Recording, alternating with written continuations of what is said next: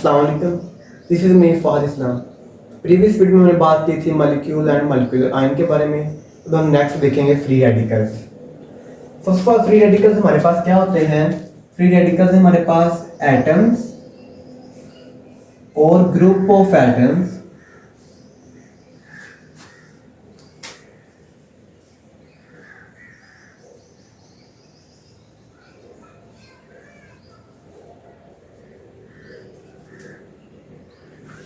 Atom और group of atom possessing odd number of electrons.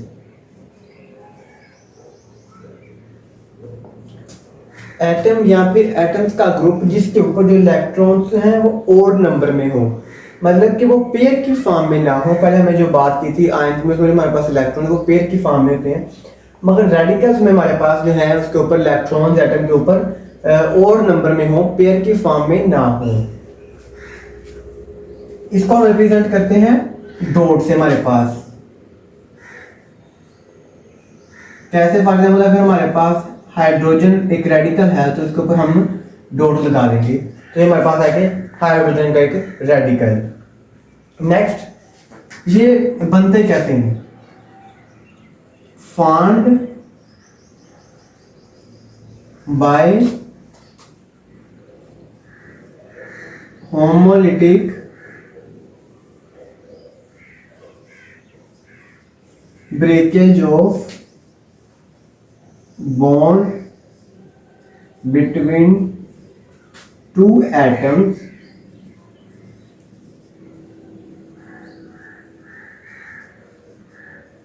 by absorbing heat और light energy. ये हमारे पास radicals बनते कैसे हैं? Formed by homolytic breakage. Homolytic breakage से क्या मुराद है?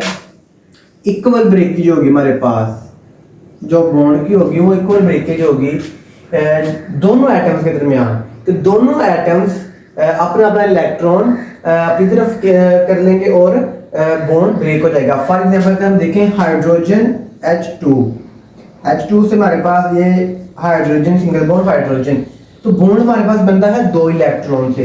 एक हाइड्रोजन के पास इलेक्ट्रॉन, एक हाइड्रोजन इसके पास इलेक्ट्रॉन, दोनों ने अपना इलेक्ट्रॉन शेयर करके एक बॉन्ड बना लिया। अब जो होगा हमारे पास इसका इलेक्ट्रॉन और इसका इलेक्ट्रॉन, ये बन गया बॉन्ड हमारे पास। अब जब होमोलिटिक ब्रेकेज होगी तो ये अपना इलेक्ट्रॉन ले लेगा और ये हाइड्रोजन अपना इलेक्ट्रॉन ले लेगा, तो ये बन जाएगा हाइड्रोजन रेडिकल और ये भी हाइड्रोजन रेडिकल। तो ये है हमारे पास होमोलिटिक ब्रेकेज, जिसमें जो बॉन्ड की इक्वल ब्रेकेज होती है, दोनों एटम्स अपना अपना इलेक्ट्रॉन ले लेते हैं और अलग हो जाते हैं और रेडिकल की फॉर्म में आ जाते हैं हमारे पास। तो form by homolytic breakage, homolytic equal breakage of bond between two atoms. दो एटम्स के दरमियान होमोलिटिक ब्रेकेज होती है कब? जब ये हीट या लाइट एनर्जी को अब्सॉर्ब करते हैं, तो हमारे पास ये रेडिकल्स बनते हैं। इसके अलावा अगर हम देखें CH4, हमारे पास है एक अल्केन है मीथेन, इसका हम स्ट्रक्चर देखें तो ये है जी CH4। तो यहाँ पर कार्बन के पास 4 इलेक्ट्रॉन थे, कार्बन के वैलेंस शेल में 4 इलेक्ट्रॉन होते हैं, इसमें चारों इलेक्ट्रॉन इस 4 हाइड्रोजन के साथ शेयर कर लिए। हाइड्रोजन के पास सिर्फ एक इलेक्ट्रॉन होता है, इस हाइड्रोजन ने एक इलेक्ट्रॉन और कार्बन का ये इलेक्ट्रॉन मिलकर ये बॉन्ड बन गया। इसी तरह कार्बन ने अपना ये इलेक्ट्रॉन, हाइड्रोजन ने अपना इलेक्ट्रॉन शेयर करके बॉन्ड बना लिया। मतलब कार्बन के चारों इलेक्ट्रॉन्स ने हाइड्रोजन के 4 इलेक्ट्रॉन से शेयर करके अपना एक बॉन्ड बना लिया। अब जो भी बॉन्ड बना है वो कार्बन और हाइड्रोजन इनका एक एक इलेक्ट्रॉन से मिलकर बना है हमारे पास। अब अगर हम इस बॉन्ड की होमोलिटिक ब्रेकेज करवाएं तो ये क्या होगा? ये वाला इलेक्ट्रॉन इधर आ जाएगा और ये वाला इलेक्ट्रॉन इधर चला जाएगा, तो ये क्या बन जाएगा? ये तीनों H वैसे ही आ जाएंगे, यहाँ पर रेडिकल आ जाएगा और यहाँ पर हमारे पास H रेडिकल, हाइड्रोजन भी रेडिकल की फॉर्म में आ जाएगा हमारे पास। तो यहाँ पर ये होगी हमारे पास होमोलिटिक ब्रेकेज, ये इलेक्ट्रॉन इधर आ गया, ये इलेक्ट्रॉन इधर आ गया, तो ये हमारे पास ओड नंबर ऑफ इलेक्ट्रॉन आ गया और ये हमारे पास आ गया रेडिकल। नेक्स्ट हमें देखना है आयन और फ्री रेडिकल्स में डिफरेंस, इन दोनों में डिफरेंस क्या है। फर्स्ट ऑफ ऑल आयन हमारे पास क्या है? एटम्स। आयन हमारे पास एटम्स और ग्रुप ऑफ एटम्स, ऐसे एटम्स हैं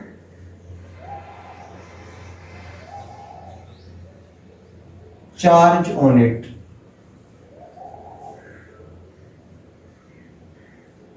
ऐसे एटम जिनके ऊपर चार्ज हो, चार्ज हमारे पास पॉजिटिव भी हो सकता है, नेगेटिव भी हो सकता है।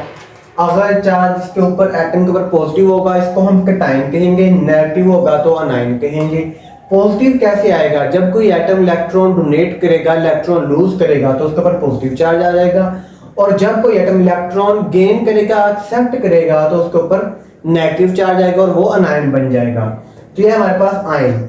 फ्री रेडिकल, ये हमारे पास ऐसे एटम्स हैं having odd number of electron. अभी हमने बात की है ऐसे एटम जिनके ऊपर ऑड नंबर ऑफ इलेक्ट्रॉन्स हो, पेयर की फॉर्म में इलेक्ट्रॉन ना हो, तो ये हमारे पास है free radicals, ions. They exist in solution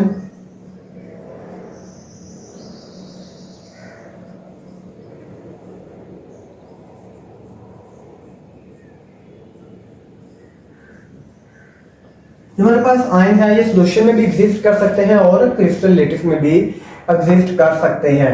जैसा हमने देखा था आयनिक कंपाउंड था एक सोडियम क्लोराइड, तो ऐसे हमारे पास क्रिस्टल लेटिस की फॉर्म में एग्जिस्ट करते हैं। क्रिस्टल लेटिस की फॉर्म में क्या होता है कि एक आयन के दो अपोजिट चार्ज आयंस होते हैं, जिनके में बहुत स्ट्रांग फोर्स ऑफ अट्रैक्शन हो जाती है। तो ये हमारे पास क्रिस्टल लेटिस की फॉर्म में भी एग्जिस्ट करते हैं और सॉल्यूशन की फॉर्म में भी एग्जिस्ट करते हैं। जो हमारे पास फ्री रेडिकल्स हैं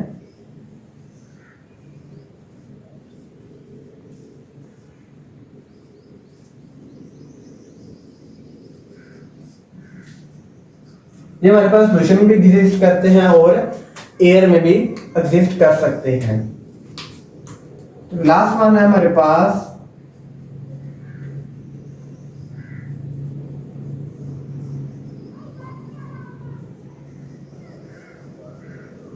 their formation is not affected by the presence of sunlight। कि सनलाइट अगर है या नहीं है तो वो आयंस की फॉर्मेशन को अफेक्ट नहीं करेगी। जो हमारे पास रेडिकल्स हैं they form in the presence of